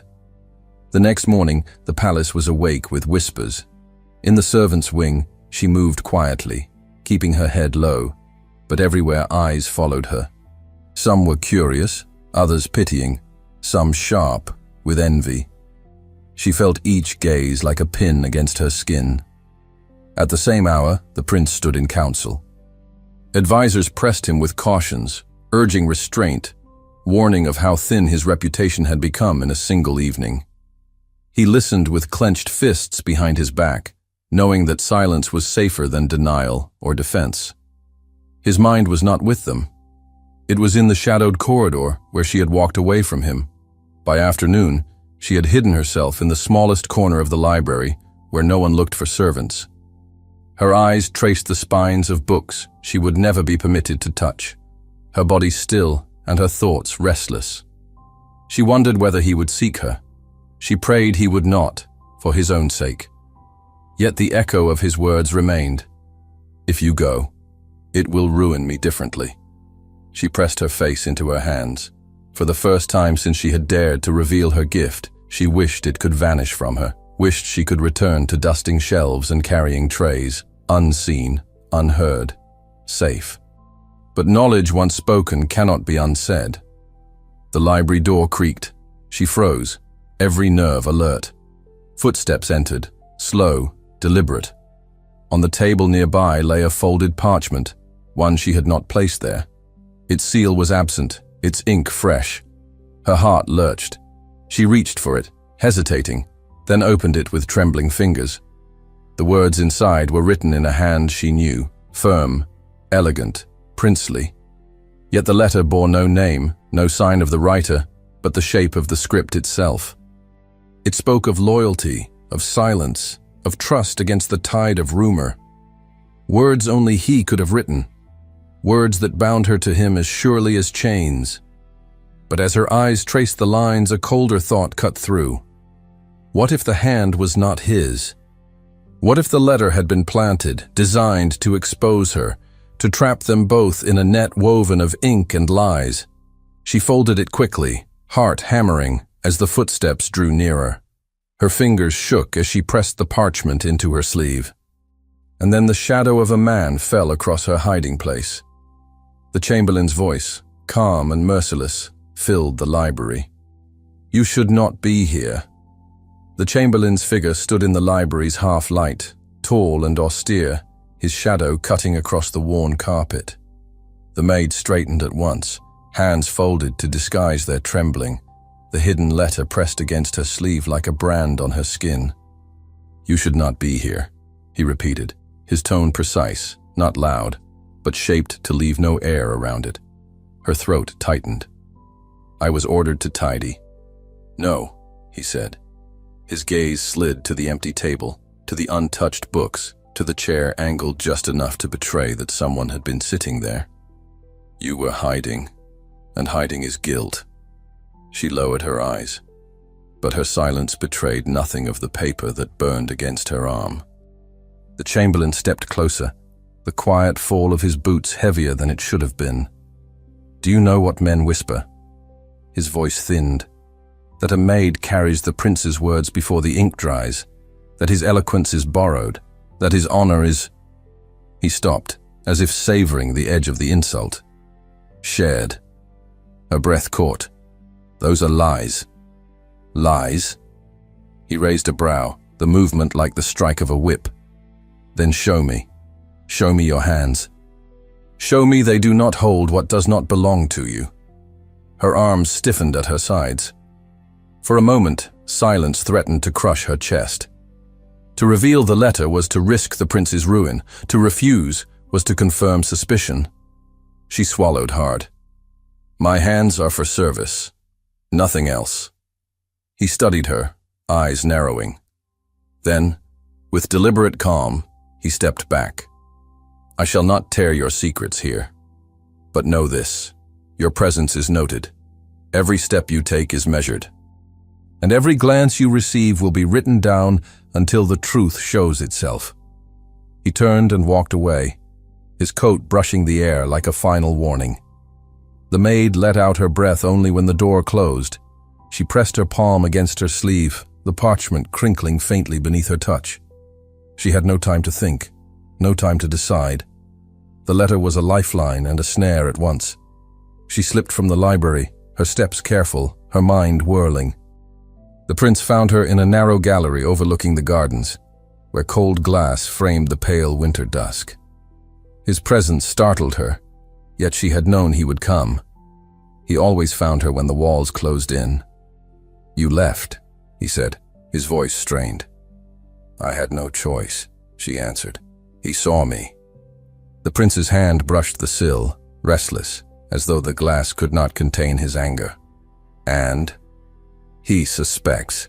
He says every glance is counted. He says... Her voice faltered. He will not stop. The prince stepped closer. So near the cold from the glass seemed to retreat before his warmth. Let him suspect. Let him choke on his own vigilance. You are not guilty. Her eyes searched his. But am I safe? The question hung between them, heavier than any accusation. He looked at her sleeve, and she tensed, afraid he might guess the hidden letter. He did not ask. Instead, his voice dropped, almost breaking. You should never have been dragged into this. It is my failure. My pride. You speak as if I regret it. She lifted her chin, a spark of defiance breaking through her fear. I do not. I would not. His eyes caught hers and held them.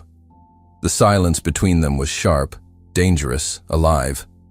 1,000 words threatened to rise, but neither dared let them escape. Then she reached into her sleeve. Her hand shook as she drew out the folded paper. She held it between them, the script visible only in flashes. This was left for me. Unsigned. But it bears your hand. Or so I thought. He froze. His breath deepened. Slowly he took it from her, his fingers brushing hers for a fleeting second. He unfolded it, scanned the lines, and his eyes darkened. This is my hand, he said, but not my letter. Her stomach dropped. Then whose? He turned the page in his hand as if the ink itself would betray its author. It is a copy. A hand trained to mimic. Someone means to bind us in scandal. Someone close. The weight of the truth settled over them. She pressed a hand against the sill for balance. The Chamberlain. Or another, he said, though his eyes betrayed that he thought the same. This is bait. If you had kept it, if you had shown it, they would claim, he stopped, that we are already guilty, she whispered. The prince folded the letter, pressing it hard as if to crush the words. You trusted me enough to bring this. That alone will save us. She looked away, her throat tight. I trusted you because I had no one else. He moved closer, his voice fierce but low. And you never will need anyone else while I breathe. Her breath caught, but before she could reply, footsteps echoed in the corridor beyond the gallery. Heavy, deliberate, unhurried. The prince's eyes darted to the sound. He knew those steps. The Chamberlain. Without hesitation, the prince slipped the false letter inside his own coat. He turned toward her, his jaw set. Not a word. Leave the speaking to me. The door creaked open. The Chamberlain entered, his sharp gaze sweeping the gallery. His eyes flicked to the maid, then lingered on the prince's coat, as though he could see through the fabric. "Your Highness," he said smoothly, "I had not thought you would be here." "Then you should learn to think better," the prince replied, his voice cool steel. The chamberlain's mouth curved, not quite a smile. And yet, one wonders what brings a maid into the gallery at dusk, when courtiers gather elsewhere. The prince's hand pressed against his coat, where the letter lay hidden. He stepped forward, placing himself between the maid and the chamberlain. His voice sharpened, each word deliberate. "She is here because I willed it. That is all you need to know." The chamberlain's gaze hardened. "Your Highness risks much for so little." "No," the prince said, his eyes burning. "I risk little for much." The silence that followed was taut as a drawn bow. The maid's breath trembled in her chest. Then, without warning, the chamberlain stepped closer, his voice dropping to a whisper laced with triumph. "The council meets at dawn. Do you truly wish them to hear that the heir to the throne has given his voice to a servant?" The prince's jaw clenched. His eyes burned with fury, and the maid felt her knees weaken, knowing that the trap had nearly sprung shut. At that moment, the sound of hurried footsteps broke the silence. A guard's voice rang out from the corridor. "His Highness is summoned to the council chamber. Immediately." The prince turned his head sharply, but the chamberlain only smiled thinly, as though the summons had been his own command. The maid's heart thundered. The chamberlain's eyes gleamed. The prince's hand closed over the hidden letter, as though the paper itself might be torn from him at any moment. And the guard's voice called again, urgent, "Your Highness, they are waiting." The summons rang down the corridor like a verdict. The prince did not move at once. He stood with one hand pressed against his coat where the false letter hid, the other gripping the edge of the gallery's sill as though it could anchor him. The chamberlain waited, calm, patient, the faintest shadow of triumph resting in his eyes. "Your Highness," the guard called again, closer now, his boots striking against the floor with urgency. The prince turned his head. "Tell them I will come." His voice was steady, but too steady, like a man who must control the tremor in his chest. The guard bowed swiftly and withdrew. Silence returned. Only the wind beyond the glass stirred, rattling faint branches in the winter garden. The chamberlain stepped forward, lowering his voice. "The council will ask questions you cannot silence. Better to surrender the servant before they demand it." The maid's pulse raced, but her voice did not waver. "I have done nothing to surrender." "Perhaps not," the chamberlain said, eyes narrowing. "But perception is enough. A crown cannot be defended by innocence alone." The prince cut him off sharp. "You will not dictate to me who stands beside me." The chamberlain bowed a fraction, mocking in its precision. "No, Your Highness. I merely prepare you for the dictates of others. You may defy me, but you will not defy the kingdom." He turned on his heel and left, his coat brushing the stone like a gavel's strike. The prince exhaled harshly, raking a hand through his hair. He looked at the maid, her hands clasped, her face pale but steady. "You should not have to bear this." Her voice broke the distance between them. "And yet I do." He stepped closer. His gaze softened, though his words did not. "If I enter that chamber alone, they will strip from me every thread of choice. They will write the story themselves, and you will be the villain in it." She drew in a slow breath. "Then let me leave before they can write it." "No." The refusal came like a blow. His eyes searched hers, unflinching. "If you vanish now, they will know you are the missing piece. They will imagine every word, every touch, whether true or not. They will make it worse." Her lips parted, but no sound came.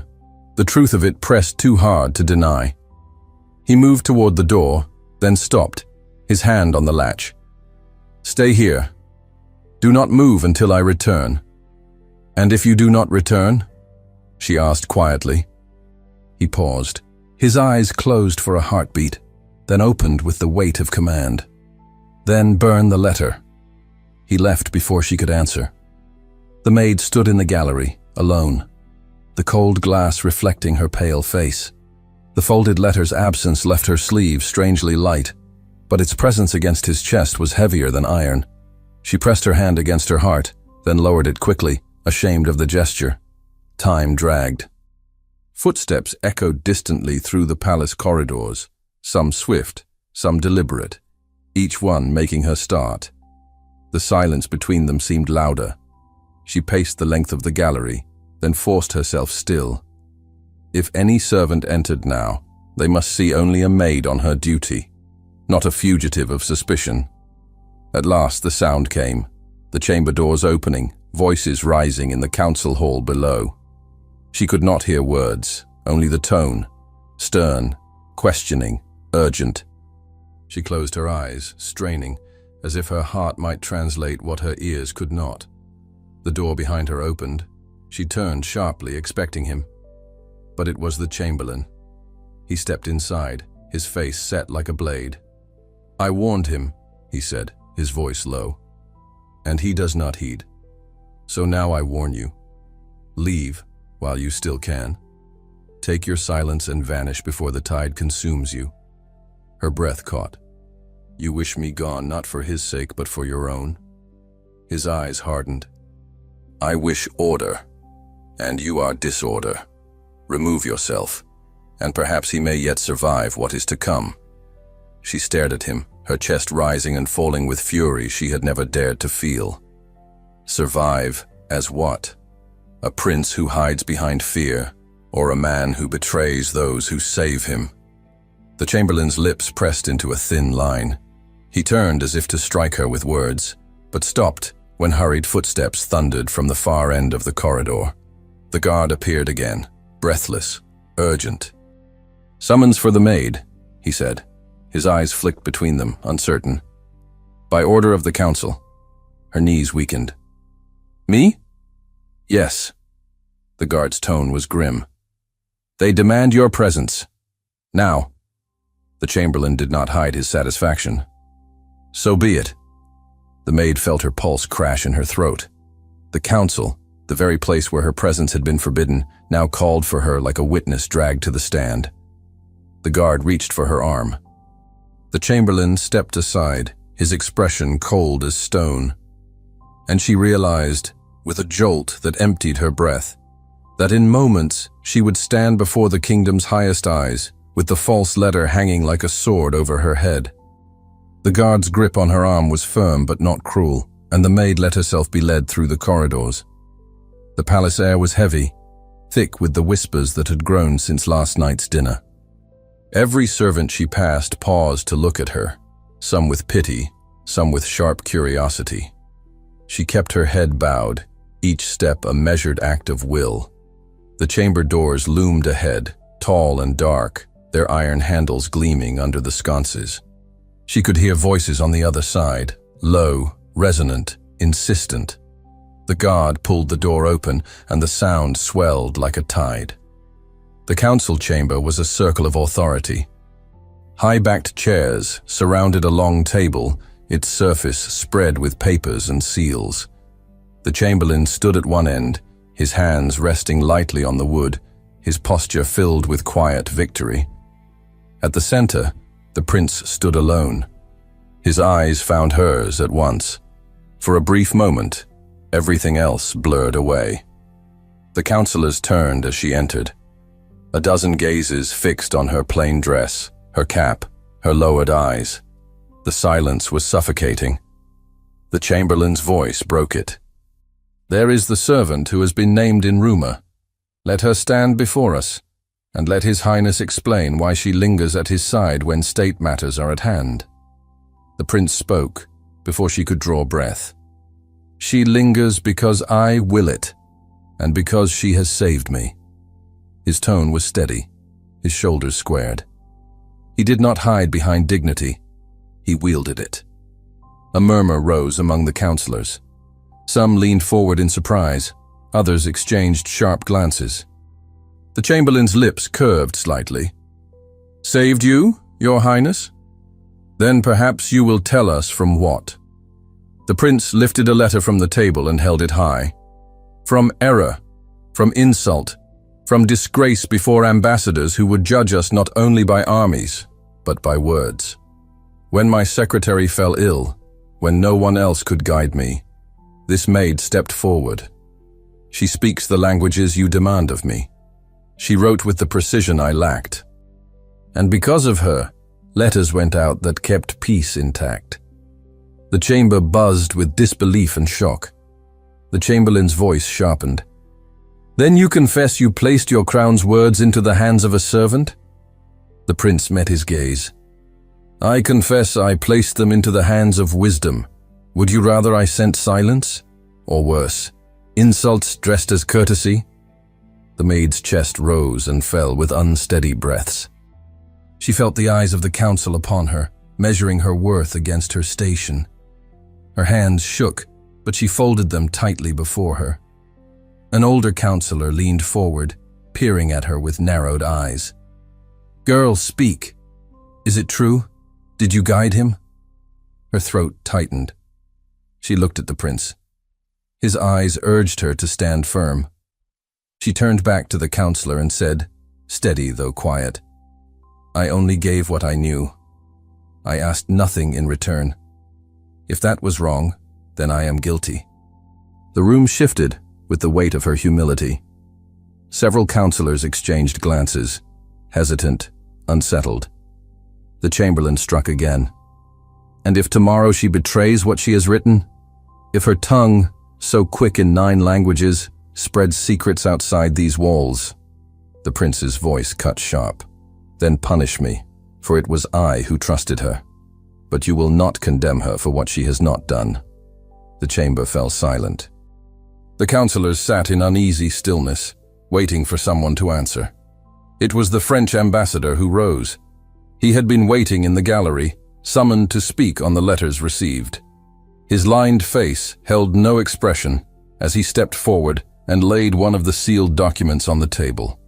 This, he said, came to me signed by the prince. Its words were flawless, its courtesy exact. Its tone reminded me of France's honor without wounding mine. If such a letter was written by that maid, then I tell you plainly, I am grateful for her pen. The chamber rustled. Another ambassador stood, then another, each acknowledging letters they had received. Each praised their precision, their diplomacy, their craft. The chamberlain's jaw tightened, his argument slipping beneath the tide of foreign approval. The prince let the wave crest before he spoke again. His voice was calm, certain. You see now, I do not hide her because I am ashamed. I protected her because your suspicion would destroy what should be honored. I claim her help openly, and if it costs me something, then let it. I would rather be judged for truth than praised for a lie. The maid felt her breath catch. His words wrapped around her like a shield. Her eyes blurred, though she forced the tears not to fall. She had never imagined a world in which someone of his rank would speak so. Not for her. The chamberlain did not move. His lips pressed together, his silence louder than speech. At last, the eldest counselor struck the table with his hand. Then let it be said, the crown has not been diminished but strengthened. Let us speak no more of scandal. Let us speak of gratitude. One by one, the counselors nodded, though some reluctantly. The chamberlain inclined his head stiffly, hiding his defeat behind ceremony. The prince's eyes never left the maid. The moment stretched, full of weight and relief. When the session ended, the counselors filed out, their robes brushing the stone floor. The ambassadors bowed and departed. The chamber slowly emptied until only the prince and the maid remained. She stood near the door, her hands clasped, unsure if she should approach or vanish into the shadows where she belonged. He crossed the floor to her, each step measured, his face unreadable until he was close enough for her to see the exhaustion soften into something gentler. You should not have been called here, he said. His voice was low, almost breaking. I should not have spoken, she replied. But I could not remain silent. His hand hovered for a moment as though he meant to take hers, then fell back to his side. You have given me more than I deserve. And you, she whispered, her eyes glistening, have given me more than I ever dreamed." They stood in silence, the empty chamber vast around them. The fire in the grate had burned low, casting long shadows. Outside, the bells rang to mark the hour, their sound rolling over the city like a breath released. Neither moved, neither spoke. Yet in the stillness, something had shifted. The truth was no longer hidden. It had been spoken, seen, and left standing. For the first time, the maid felt not the weight of danger, but the fragile lightness of belonging. And the prince, watching her, knew he had chosen the only path left that would let him keep both his crown and his heart. He did not trust the quiet that followed. The chamber lay hollowed by the departure of robes and boots, the echo of voices still clinging to stone. He watched the door settle on its hinges, as if it might be tempted to open again and take back what it had just given. She stood near the paneling, hands folded, the habit of a servant surviving victory. The fire in the grate made a low breathing sound. Smoke laced the air with a sweetness that did not belong to war or pride. "Come," he said, his voice low, meant for them alone. "Not here." He did not take her arm. He did not dare. He turned and she followed, the hem of her dress whispering against the flagstones. The corridor outside the council chamber ran long and empty. The sconces along the wall burned steady, their light honest and unflattering. He kept his pace measured, not a flight, not a procession, so that any who saw would read only what he allowed them to read. They passed 2 footmen who looked away a heartbeat too late. A clerk bowed over a ledger and pretended to write the moment into harmlessness. The prince felt each witness like a small, sharp stone in his shoe and refused to limp. At the first turning he hesitated, weighing safety against breath.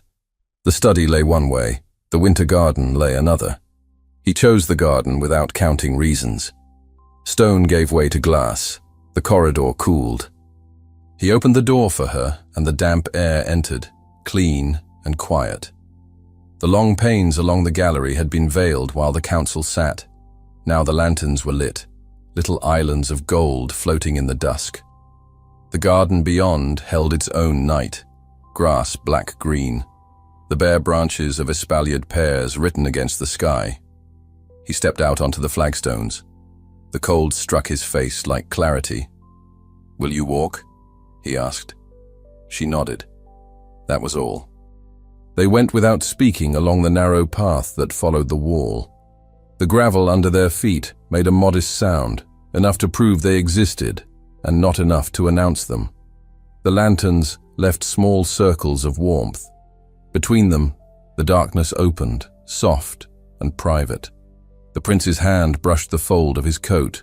He remembered the false letter hidden there, and the way the chamberlain's eyes had flicked toward his chest, as if he could smell ink through wool. He had meant to burn the trap. He would, not yet. "I should thank you," he said, when the silence had ripened and would accept words. "But it is too small." "You should not," she answered, and her voice carried the faintest tremor that had nothing to do with the cold. "You have already paid a price." "I paid a price I chose," he said. "There is a difference." They reached the curve of the path where a low stone bench turned inward to the garden wall. He stopped and rested one hand on the cool lip of stone. She stood opposite, the lantern's gold laying a soft circle on her collar, leaving her face in the thoughtful shadow that makes truth easier. "They will talk," he said. "They will talk whether you are near me or far. If you disappear now, they will call it guilt. If you stay, they will call it audacity." "What will you call it?" she asked. "Necessary," he said, "and right."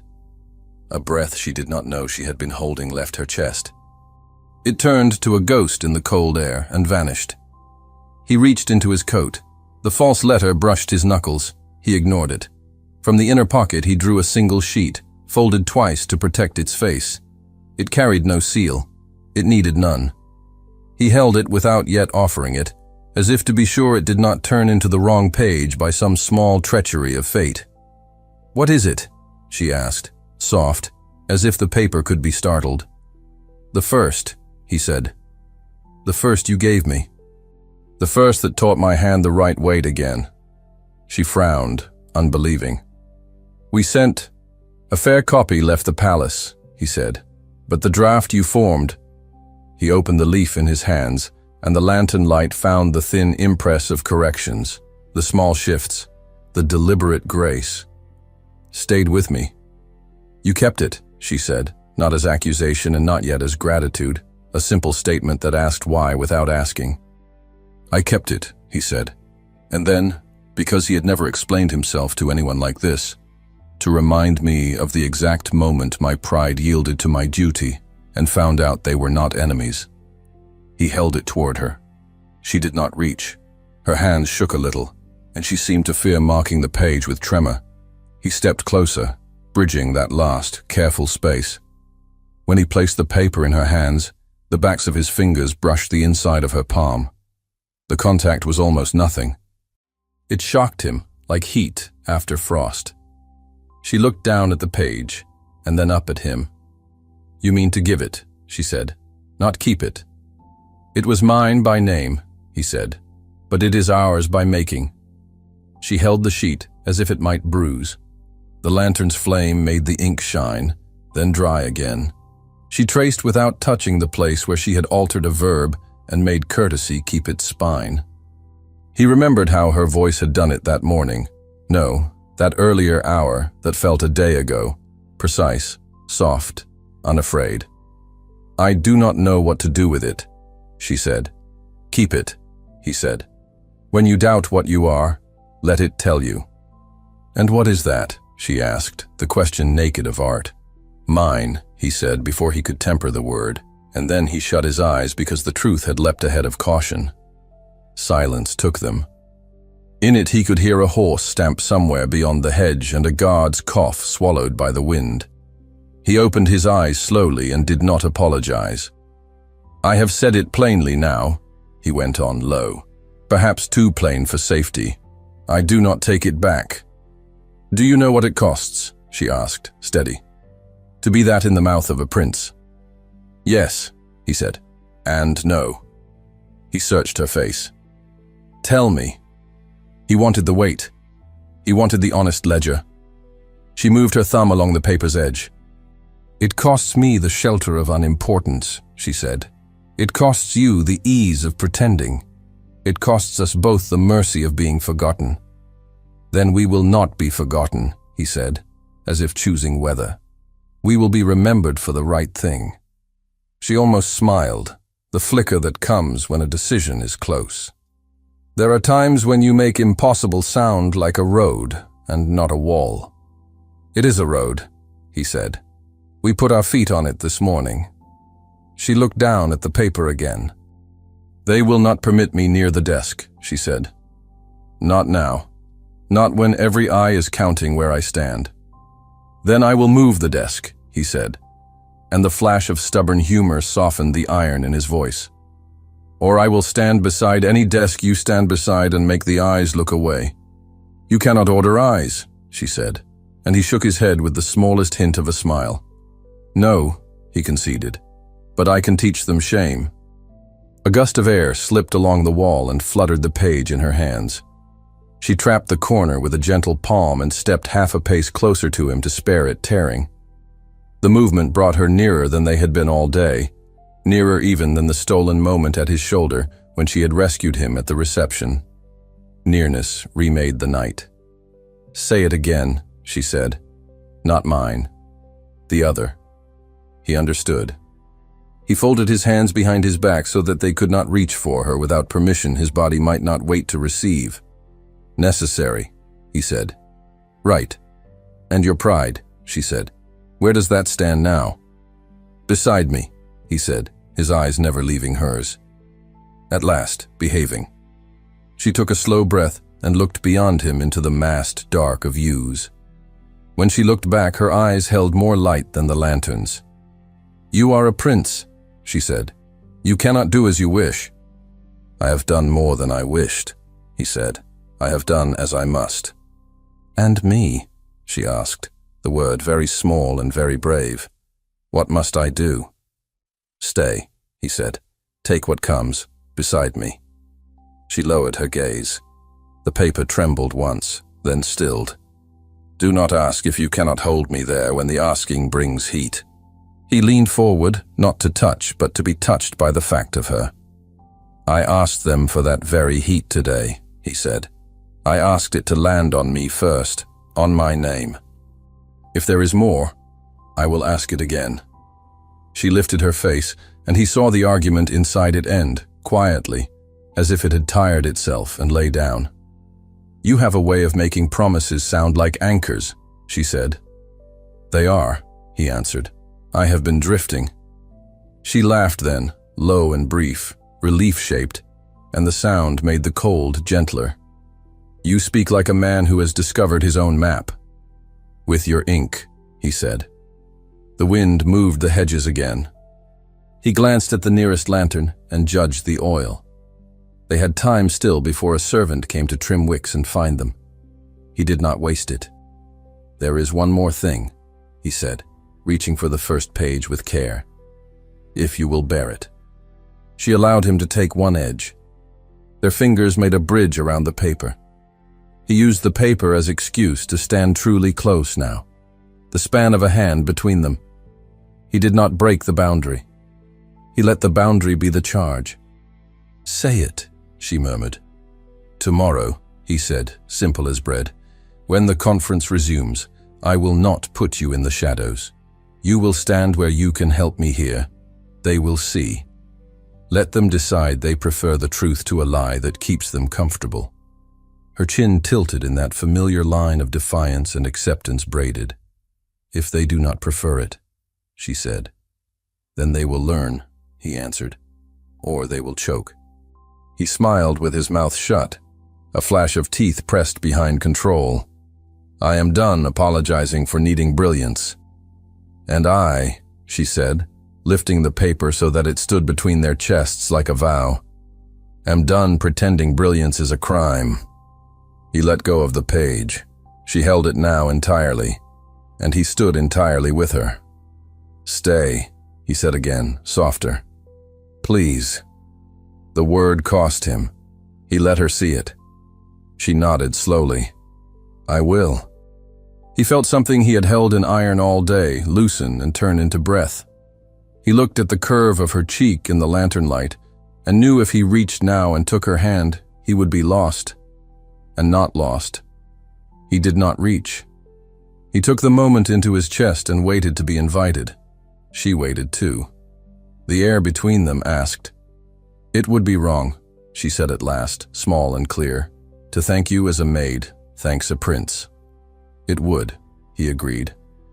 It would be right, she said, to thank you as one courage, thanks another. He let out a short, unsteady sound that might have been a laugh if it had not trembled. Then do. She did not bow. She did not step back. She stepped forward the inch left and let her forehead rest for one slow second against his shoulder, the place where a man's armor ends when he is unarmed. He closed his eyes and did nothing but stand, because to do more would be to take what had not been given. He felt her breath on the cloth of his coat, felt his own breath adjust to meet it. When she lifted her head, his restraint had grown roots. He looked down into her face and the question there. He did not answer with words. He offered his hand instead, open, palm up, between them, a court gesture remade into truth. She put her hand in it. There was no ceremony in that. There was the precise, unspectacular miracle of two bones meeting under two skins and deciding to remain. The lantern hissed softly, a tired sound. He glanced toward it and back to her. It is cold, he said, which meant you should not be kept standing in it. I have been cold before, she said, which meant I do not mind this kind. Come, he said, only a minute more. There is still something I must do. He drew her to the low stone bench and sat, leaving space between them, as if the space were a ribbon he meant to tie gently, not a gulf to conquer. He took the false letter from his coat at last, unfolded it, and held it near the flame. Proof, he said, and set the corner to the lantern's chimney until the paper caught. The flame licked up the page, hungry and orange, and then calmed into blue at the edges where ink burned darker. He did not let it drop ash on the path. He crumbled it in his hand until it was safe and dead. He brushed his palm clean. "Now there is only the one that matters," he said, nodding at the page in her hands. She looked at it, then at him. "Will you regret this?" she asked. "Tomorrow, or the day after, when the world presses back." "I will regret only that I waited until today," he said. "And if it hurts," she said. "Then it will be a true hurt," he answered. "Better than the slow ache of pretending. I have had enough pretending to last a reign." She sat very still for a long breath. In that stillness, the garden lost some of its cold. She turned the page over and pressed it flat against her chest, the way one holds a shield that also happens to be a heart. "I would have been content," she said. "Once, with no one seeing." "You lie," he said gently. She smiled with her eyes. "I do." The wind eased. Somewhere a hinge groaned. He became aware again of the structured world a few yards away. The patrols, the clocks, the people who would measure their steps. He did not resent it as much as he had an hour ago. He had something he could set against it now. "We should go in," he said, "before the lanterns are tended." "Very well," she said, and stood. He rose with her. He did not let her hand go until the path narrowed. When it did, he released it slowly, not because he must, but because the letting go could itself be dignified. At the door he stopped and looked at her as if to set her image where he could keep it when they could not stand like this. "When it grows hard," he said, last words before walls, "remember this light. And when it grows easy," she said, "do not forget what it cost." "I will not," he said. They stepped into the corridor. The air shut around them with its old, obedient chill. A page turned a corner and stopped short, eyes wide. The sight of a prince and a maid walking together, a puzzle his training could not solve. The prince inclined his head, and the boy remembered to bow. "Send to the study," the prince said, mild, as if the night had done nothing unusual to him. "Ask that a small fire be lit." "Yes, your highness," the boy said, and ran. They walked on. At the door of the study he paused and let her pass first, the courtesy a small rebellion disguised as habit. The room smelled of ash and paper. He shut the door and the quiet came back, welcome as a friend. "Sit," he said. "We will plan what can be planned." He smiled, a real thing that touched the corners of his eyes. "And leave the rest to courage." She nodded and took the chair beside the desk instead of behind it, and he took the other, and the space between them was now the right size for two people who had chosen the same road. He set a clean sheet before them both and uncapped the inkwell. "Tell me," he said, pen in hand, "what shall we say to the morning?" She leaned forward, her shoulder almost touching his, the warmth of her presence a quiet, steady flame. And together, under the soft crackle of the newly kindled fire, they began to write a future that did not apologize for either of their names. Thank you so much for listening to this story all the way to the end. We hope it moved you as much as it moved us while telling it. We'd love to hear your thoughts. Leave us a comment telling us where you're listening from and what you liked the most. Rate this story from 0 to 10. What score would you give it? If you enjoyed this story, don't forget to subscribe to the channel and leave a like as a show of support. That really motivates us to keep creating and sharing more stories full of emotion and life lessons. And before we go, we want to remind you that an exciting and heartwarming story recommendation will appear on the final screen. If you'd like to enjoy it, just click on the video. Thank you once again for being here, and we'll see you in the next story.